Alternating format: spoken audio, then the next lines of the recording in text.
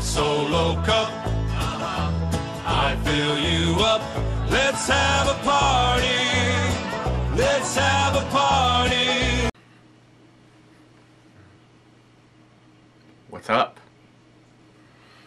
Tuesday.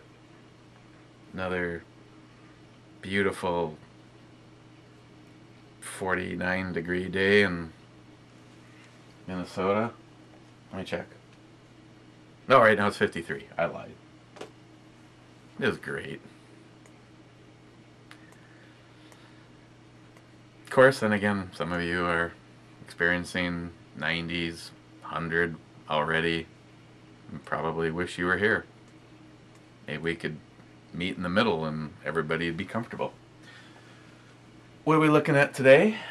Looking at Monk's Blood from 21st Amendment Brewery, San Francisco. 8.3% by volume. And this is a ale, I believe. Belgium style dark ale, brewed with cinnamon, vanilla, and oak chips, and dried figs. You don't want to read that fast, trust me. But before I do that, kind of a, what are we looking at tomorrow? Well, I'm not sure if Jay Gunny takes the crown away from the most creative packaging, but I've never received 4 beers in a tube before, so that was pretty funny. And what did he send me?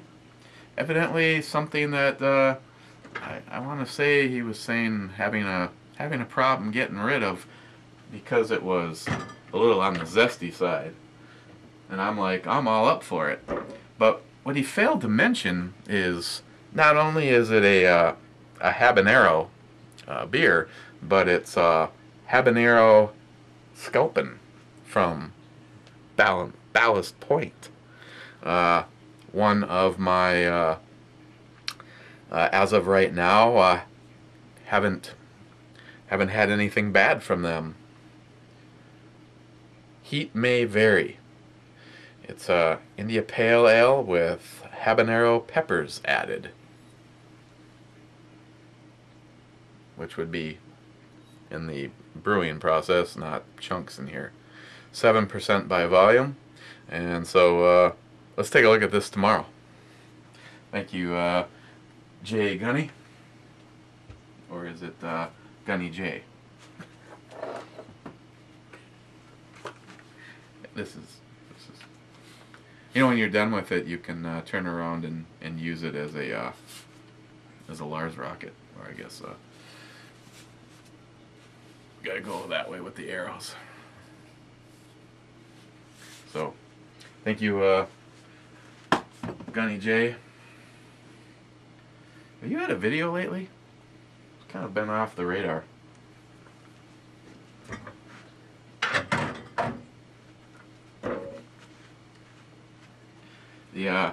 The caption for that picture says, "A whole lot of awesome going on here."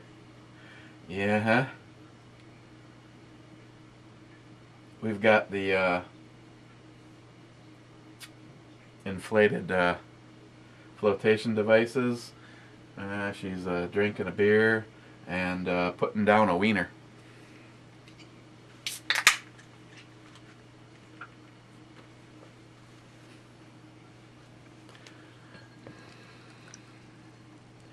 Oh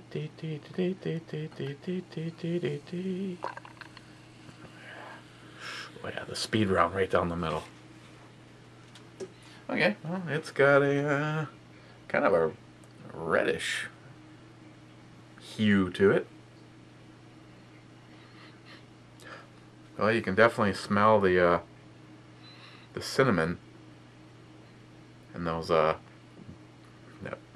Belgian yeast. okay carbonation. So, cheers to Tuesday.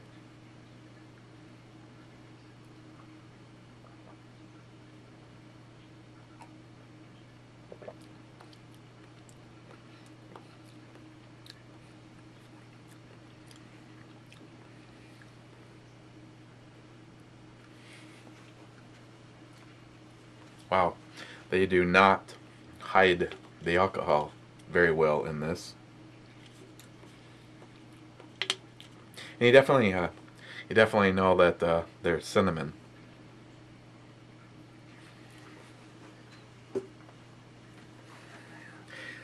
And how is it that some of these breweries are able to disguise, you know, I've had stuff that was like 10% and you're like going, I don't know where they put the 10%. This is 8.3 and you definitely know it's there.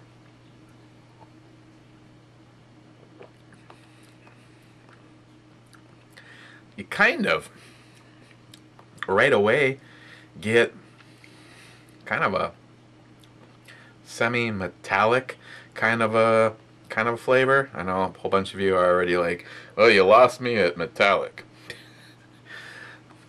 It's kind of I think it's kind of being brought on by the cinnamon and the Belgium side of the equation. When that dies away, you immediately get like an alcohol warming that traverses the back of your throat, and you get heffied.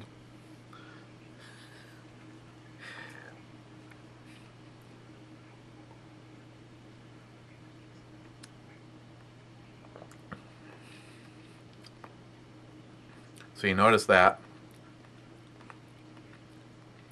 A little bit on the vanilla, but because of that cinnamon, when you're all done, like the last thing that's kind of left behind is like within the hour you chewed a piece of big red, you know, chewing gum.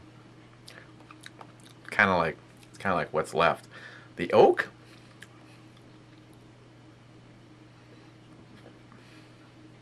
no, it wasn't even, my burp wasn't even oaky. I'm not sure about the oak chips.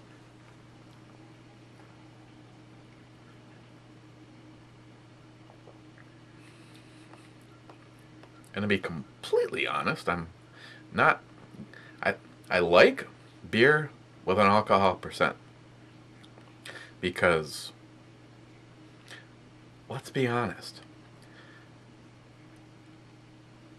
you want to have a beer and eventually feel the effects.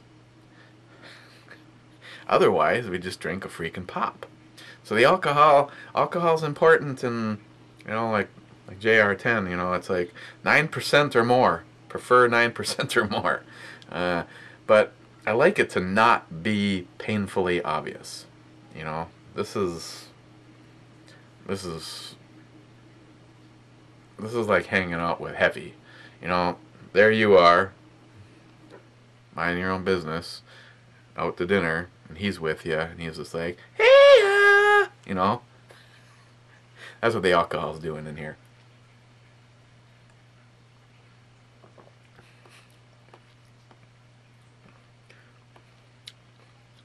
And it doesn't exactly offer a heck of a lot of complexity. You know, it's like, here we are. We got the Belgium notes and a bunch of cinnamon, and then you can pretend you can find the vanilla, and good luck on the oak chips part. But you'll find the cinnamon and the alcohol.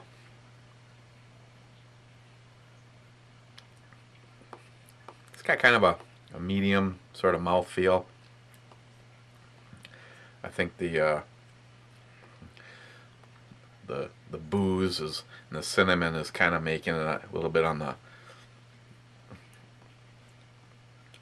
sort of the presence of like a syrupy, but you know, not. You know.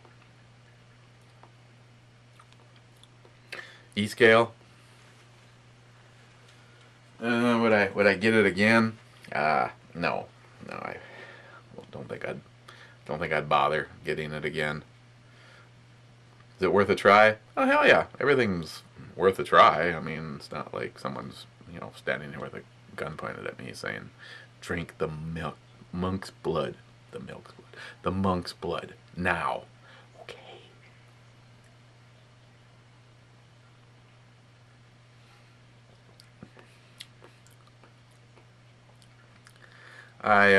Personally, I think we got just a little bit too much of the cinnamon going on. You know, maybe if you want to put something like this aside as a seasonal, nice, well, the only thing it's not doing right now is snowing. If it was snowing, we'd, just go throw another log on the fire and fire up another monk's blood. So, E-scale, give something like this a 5. I don't know, just not really for me. I don't particularly like all that cinnamon flavor in there. I'm all for the alcohol. I just rather it wasn't coming at you like a gay pride parade.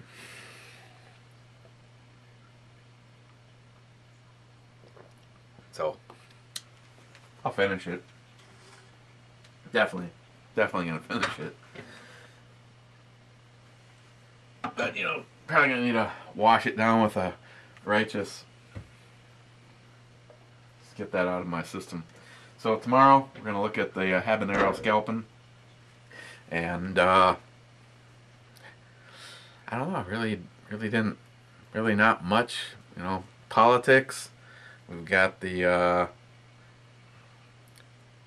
IRS thing kind of heating up again.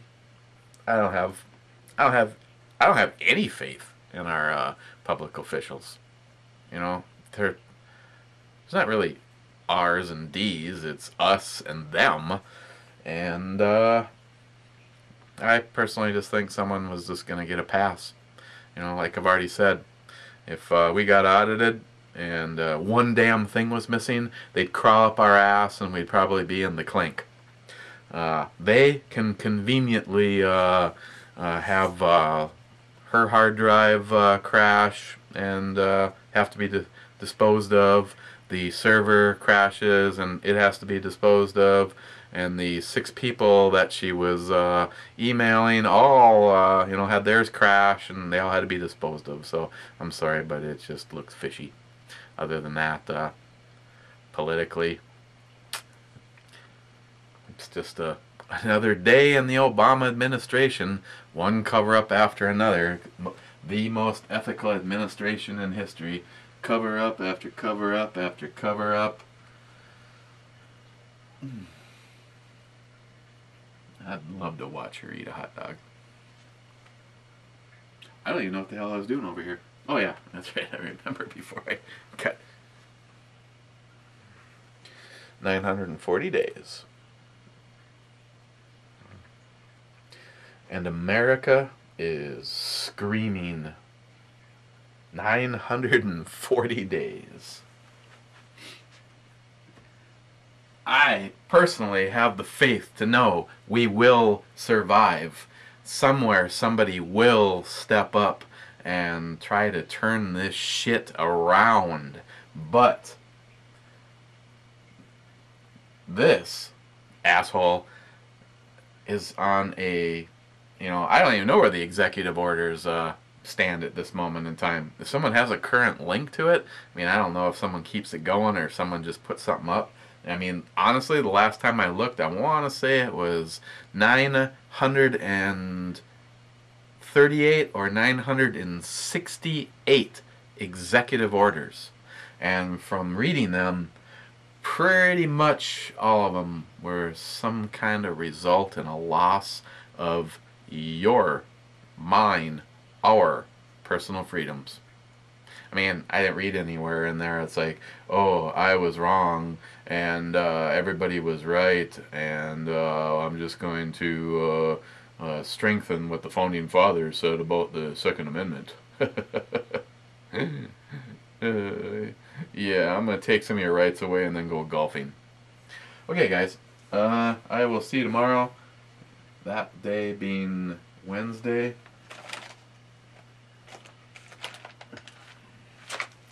Where in the hell did these come from?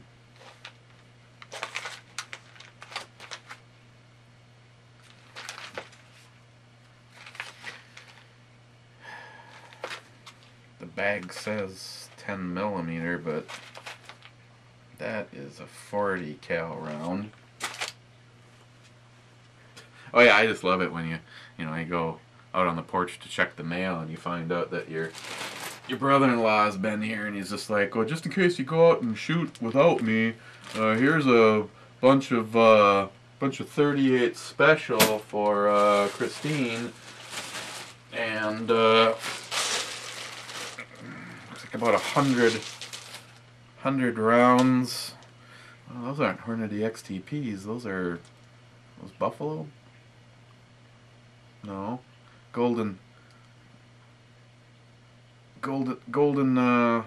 whatever the hell they are. I think you got a deal on a bunch of the heads. 45 ACP. So bullets everywhere. Hate that. Need to get more. It's more 22.